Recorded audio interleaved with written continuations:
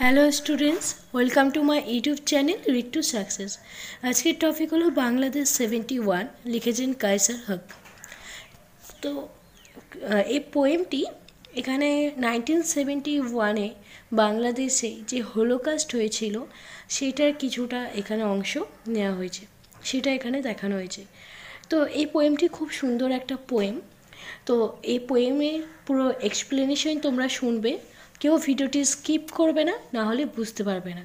তো চলো শুরু করা যাক। দেখো, বাংলাদেশে এখানে তোমরা ইমেজটা দেখে, ফটোটা দেখে নিশ্চয়ই বুঝতে পেরে গেছো যে এটা হলো একটা হোলোকাস্টের ফটো, বা যে টাইমে যুদ্ধ হয়, ওয়ার হয়, সেই টাইমে যেমনি পরিস্থিতি হয় সেই সময়কার ফটো। তো বাংলাদেশে একটা সময় পাকিস্তানি রুল চলছিল। যে সময় এই পোয়েমটি পোয়েট লিখেছিলেন, আমাদের পোয়েট কায়সার হক, তিনি কিন্তু নিজেও একজন বাংলাদেশি ছিলেন।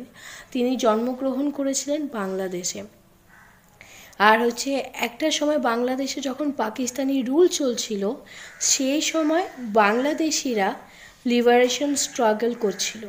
তারা যার জন্য লিবারেশন চাইছিল, আর লিবারেশন চাওয়ার জন্য তারা কিন্তু রুখে দাঁড়িয়েছিল, প্রতিবাদ করছিল। সেই সময় ওয়ার শুরু হয়। 1971-এ বাংলাদেশে একটা হলোকাস্ট হয়। 1971-এ বাংলাদেশে যে হলোকাস্ট হয়েছিল তারই প্রতিচ্ছবি এটা। তো এখানে বাংলাদেশে পাকিস্তানি রুল থেকে লিবার্টি পাওয়ার জন্য বাংলাদেশিরা অনেক স্ট্রাগল করেছেন। তার ফলস্বরূপ এই বাংলাদেশে 71। দেখো, বাংলাদেশ 71 ফার্স্ট স্ট্যান্ডায় 4 লাইন্স আছে, আর এই 4টে লাইনে অ্যানালাইসিস ভালো করে মন দিয়ে শোনো। Venturing at last to go out, I blink at the guilt in the eye and fumble with throat as if there were a tie. এই যে এখানে ভেঞ্চারিং মানে হলো রিস্ক নিয়ে বাইরে কোনো কাজ করাকে বলা হয় ভেঞ্চারিং। তাহলে এখানে বলছে venturing at last to go out, মানে কোনো রিস্ক নিয়ে সাহসের সাথে বাইরে যাওয়ার যে ইচ্ছা। I blink at the guilt in the I, blink মানে পলক ফেলা। যে তিনি বলছেন এখানে এই পোয়েমের যে স্পিকার, পোয়েট তিনি নিজে স্পিকার, তিনি বলছেন এই পোয়েমে যে যখন আমি ঘুমাতাম, মানে যখন পলক ফেলা মানে কি, আমরা কখন পলক ফেলি চোখে? যখন আমরা ঘুমাই। বলছেন যে যখন তিনি ঘুমাতেন তখন তার মনের মধ্যে একটা গিল্টি ভাব থাকতো। তিনি অনেকটা গিল্টি ফিল করে, নিজেকে তিনি গিল্টি ফিল করে তিনি তার পলক ফেলতেন। And fumble with throat as if there were a tie. দেখো, টাই, এই যে টাই ওয়ার্ডটা আছে, এই ওয়ার্ডটা মেটাফোর হিসেবে নেওয়া হয়েছে। এখানে টাই মানে হলো হ্যাম্পার, কোনো কিছু বাধা দেওয়া, কোনো কিছু বাধা দেওয়া হচ্ছে টাই। যেখানে বলা হচ্ছে ফাম্বেল উইথ থট, মানে যখন কোনো কিছু প্রতিরোধ, মানে যখন মানুষ প্রতিরোধ করতে চায় কোনো কিছু, তখন কি হয়, তার অন্য একটা ভয়েস বেড়ায়। মানে সেই সময় মানুষ রেগে গিয়ে যে ভয়েসটা বেড়ায়, বলছে ফাম্বেল উইথ থট, মানে যে একটা যে ভয়েস আসছিল সেটাকে যেন মনে হচ্ছে বাধা দেওয়া হচ্ছে। And fumble with throat as if there were a tie, এই দু লাইনের মিনিং এটা, যে ভয়েস আসছিল সেটাকে কিন্তু বাধা দেওয়া হচ্ছে। তাহলে এই 4 লাইনে বোঝা যাচ্ছে এটাই, যে খুব সাহসের সাথে রিস্ক নিয়ে বাইরে বেরোচ্ছিলেন। আর তিনি যখন পলক ফেলতেন, মানে তিনি যখন চোখের পলক ফেলতেন তখন তিনি খুব গিল্টি ফিল করতেন, নিজেকে একটা গিল্টি ভাব নিয়ে তিনি ফেলতেন তার পলক। আর বলছে যে মানুষ যখন প্রোটেস্ট করত, মানুষ সেই সময় যখন প্রোটেস্ট করতো হোলোকাস্টের সময়, সিভিল ওয়ারের সময়, সেই প্রোটেস্ট করার টাইমে মানুষের যে ভয়েস, সেই ভয়েসে তারা যখন তাদের নিজস্ব ভয়েস দিয়ে কিছু বলতে চায় বা প্রতিবাদ করতে চায়, সেটাকে বাধা দেওয়া হতো। যেন মনে হতো তারা মন খুলে বলতে পারছে না, তাদেরকে বাধা দেওয়া হতো। এই টাই মিনস হলো বাধা দেওয়া। এই tie smoky darks falls like fear over stone and human heart. Smoky darks মানে সানসেট হওয়ার পরে যে আকাশের যে রঙটা হয় বেশ সুন্দর দেখা, যেটাকে বলে টুয়েলাইট, সেই গোধূলি আলোটাকে বলা হচ্ছে স্মোকি ডার্কস। বলছে smoky darks falls like fear, যেন সন্ধ্যার আকাশেও যেন ভয়ের মতো ছাপ দেখা যায়। মানে মানুষের মনের মধ্যে তো একটা আতঙ্ক আছেই। আমাদের পোয়েট তিনিও কিন্তু নিজে আতঙ্কিত। Over stone and human heart. Over stone মানে হলো ড্যান্স অফ ডেথ, আর হিউম্যান হার্ট মানে হলো destruction that terrified the Bangladeshis both physically and psychologically. মানে এই যুদ্ধটা হওয়ার ফলে চারিদিকে যে ডেথ বডি ছড়িয়ে গেছে, মানুষের মৃত্যুর ফলে শুধু চারিদিকে লাশ ছড়িয়ে গেছে, চারিদিকে ডেড বডি ছড়িয়ে গেছে।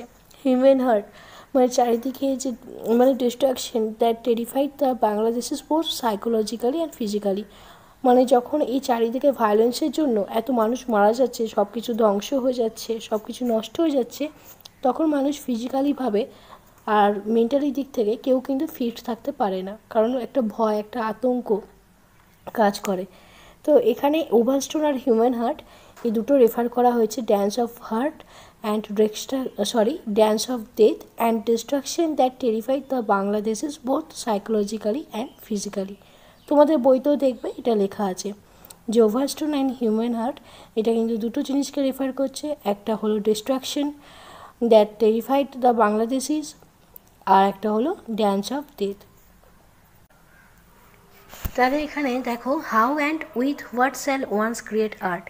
কীভাবে, কী দিয়ে আমি আর্ট ক্রিয়েট করব। এখানে আর্ট মানে তার মানে তিনি যে পোয়েট একজন, তার যে ক্রিয়েটিভিটি আছে, তিনি যে তার ক্রিয়েটিভিটি যে আছে একটা, সেটাকেই তিনি এখানে আর্ট বলছেন। কারণ পোয়েটরা তাদের ক্রিয়েশন করার জন্য, মানে তারা যখন কোনো পোয়েম লেখেন বা কোনো প্রোজ লেখেন, যাই করুক না কেন, তাদের হচ্ছে একটা ক্রিয়েটিভিটির দরকার হয়।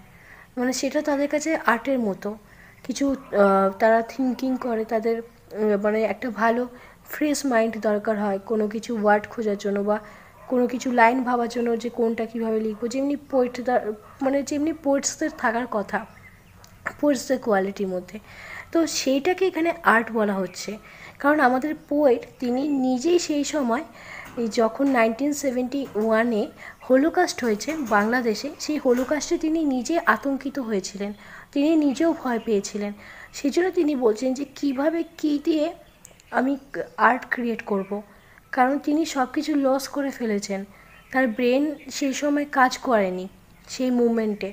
তো সেই জন্য এই লাইনটা এখানে বলা হয়েছে, flames they then as consume the fire. চারিদিকে শুধু আগুন আর মৃত্যু, মানে চারিদিকে যখন যেমনি হয় ভায়োলেন্স হয়ে গেলে বা হোলোকাস্টের সময় যখন বাংলাদেশে এই যুদ্ধটা হচ্ছে, তখন কী হচ্ছে, চারিদিকে মানুষ মারা যাচ্ছে, বাড়িঘর ভেঙে যাচ্ছে, গাছপালা পড়েছে, যেমনি হয় যুদ্ধের পরিবেশে, এনভায়রনমেন্ট যেমনি থাকার কথা। তো চারিদিকে বলছে যে মানুষের ডেড বডি আর আগুন, এটা। তাহলে এই সেকেন্ড স্ট্যান্ডায় 1971-এর হোলোকাস্ট দেখানো হয়েছে। এখানে পোয়েট তিনি বলছেন যে সন্ধ্যার আকাশটা স্মোকি টাস্ক যেন ভয়ের মতো থাকে, যেন মানুষের মনের মধ্যে, কারণ সেই সব মানুষের মনের মধ্যেই সবাই মনে একটা আতঙ্ক ছিল, সবাই আতঙ্কিত হয়েছিলেন। আমাদের পোয়েট নিজেও আতঙ্কিত হয়েছিলেন। তিনি আতঙ্কিত হয়ে থাকার কারণে তিনি কোনো কিছু আর্ট ক্রিয়েট করতে পারছিলেন না। মানে তার যে পোয়েটিক্স যে একটা থট থাকবে, সেটা তার ক্রিয়েটিভিটি, তার কোনো কিছু কাজ করছিল না, তিনি সব কিছু লস করে ফেলেছেন। শুধু চারিদিকে ধোঁয়া, মৃত্যু, আগুন, শুধু চারিদিকে ছাই, ডেড বডি, আগুন, এসবই পড়ে আছে। তো তাহলে এই চারটে লাইনের মিনিং এটাই। সেকেন্ড স্ট্যান্ডার অ্যানালাইসিস এইটা। থার্ড স্ট্যান্ডায় তোমাদের 5টা লাইন আছে টোটাল, তো দেখে নাও। Blood of the doomed stains our sleep. মানে চারিদিকে যত রক্তারক্তি হয়ে আছে, এর যে একটা আতঙ্ক, এর যে একটা ভয় তাদের ঘুমের ডিস্টার্ব করেছে। মানে তাদের যে এই যে সর্বনাশ, এত বড় সর্বনাশ হয়ে গেছে, তো এই যে সর্বনাশ, ডোমড মানে হলো সর্বনাশ, সর্বনাশে যে এত রক্ত বইছে, এত মানুষ যে মারা যাচ্ছে, নিরীহ অসহায় মানুষ, তো তারা যে মারা যাচ্ছে, চারিদিকে যে এত রক্তারক্তি হয়ে গেছে, সেটাই কিন্তু তাদের যে একটা ভয়, একটা আতঙ্ক তাদের ঘুমে ডিস্টার্ব করেছে।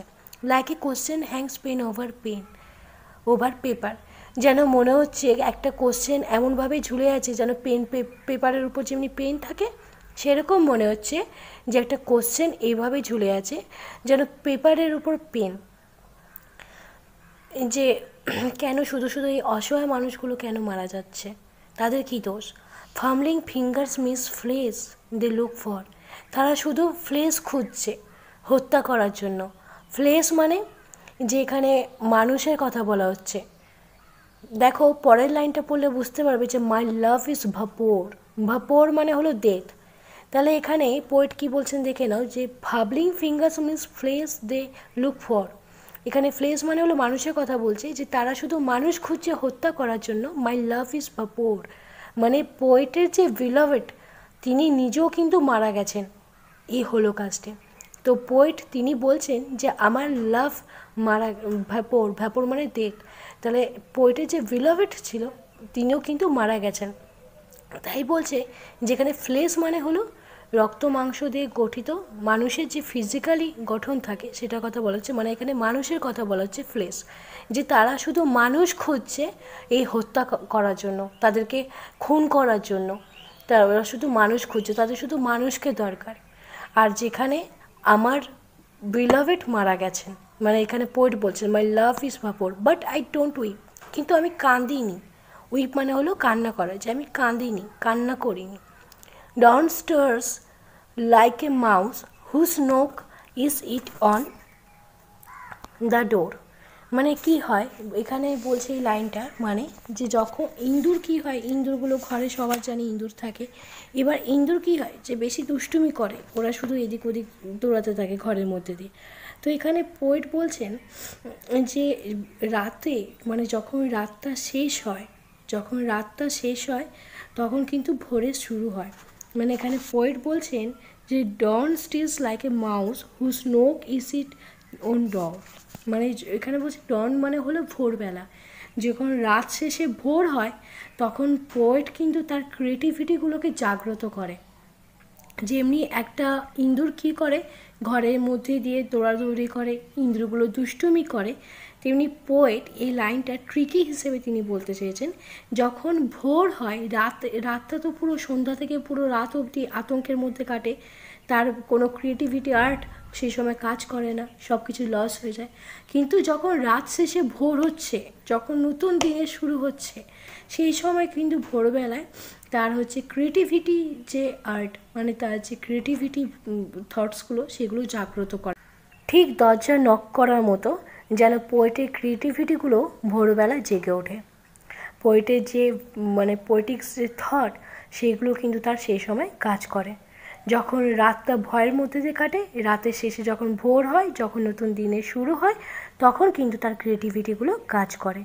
যেমনি ডোর নক করা হয় সেরকম কিন্তু তার ব্রেনটাও কাজ করে সেই সময়। তাহলে দেখো এই পোয়েমটার মানে তোমরা বুঝলে, যে এই তিনটে স্ট্যান্ডায় মেন এখানে দেখানো হয়েছে যে একটা সময় বাংলাদেশে 1971-এ যে হোলোকাস্ট হয়েছিল, সেই হোলোকাস্টের প্রতিছবি এই পোয়েমে দেখানো হয়েছে। যে সময় পাকিস্তানি রুল বাংলাদেশে চলছিল, আর বাংলাদেশিরা এই অন্যায় টলারেট করতে করতে তারা একটা সময় প্রতিবাদ করে, কারণ তারা এই পাকিস্তানি রুল থেকে লিবার্টি পেতে চায়, কারণ তারা নিজেরাও অনেকটা হচ্ছে মানে স্ট্রাগল করেছেন। তো এই স্ট্রাগলের থেকে তারা লিবার্টি পাওয়ার জন্য তারা যখন প্রতিবাদ করে তখন কিন্তু এই হোলোকাস্ট বলতে পারো বা এই ওয়ার শুরু হয়ে যায়। তো যার জন্য এটার নাম হলো বাংলাদেশ 71। তাদের এই ভিডিও ভালো লাগলে অতি অবশ্যই লাইক অ্যান্ড শেয়ার করে দিও। যারা নিউ ভিউয়ার্স আছো আমার ইউটিউব চ্যানেলটা অতি অবশ্যই সাবস্ক্রাইব করে রেখো এরকম হেল্পফুল ভিডিওগুলি পাওয়ার জন্য। আর যারা এখনও নোটস কেনোনি, নোটস খুঁজছো, যে এরকম টাইপের তোমরা নোটস চাইছো যে ফাইনাল এক্সামে ওই নোটস পড়লেই কাফি, ওই নোটস থেকেই তোমরা কমন পাবে, তো এরকম নোটস আমার কাছে অ্যাভেলেবেল আছে। আমি নিজে তোমাদের জন্য নোটস বানিয়েছি। তো ডেসক্রিপশন বক্সে দেওয়া নাম্বারে তোমরা আমার সঙ্গে কন্ট্যাক্ট করতে পারো বা তোমরা আমাকে মেসেজ করতে পারো এই নোটস পারচেস করার জন্য। বেশি দেরি না করে তোমরা তাড়াতাড়ি এই নোটস কিনতে পারো। ডিসক্রিপশন বক্সে দেখবে হোয়াটসঅ্যাপ গ্রুপের একটা লিঙ্ক দেওয়া আছে, ওখানে এনএসএর সমস্ত অফিসিয়াল আপডেট টাইমলি দেওয়া হয়। একটা ফেসবুক পেজের লিঙ্ক দেওয়া আছে, সেই ফেসবুক পেজে তোমরা আমাকে ফলো করতে পারো, সেখানেও সমস্ত আপডেট তোমরা পেয়ে যাবে।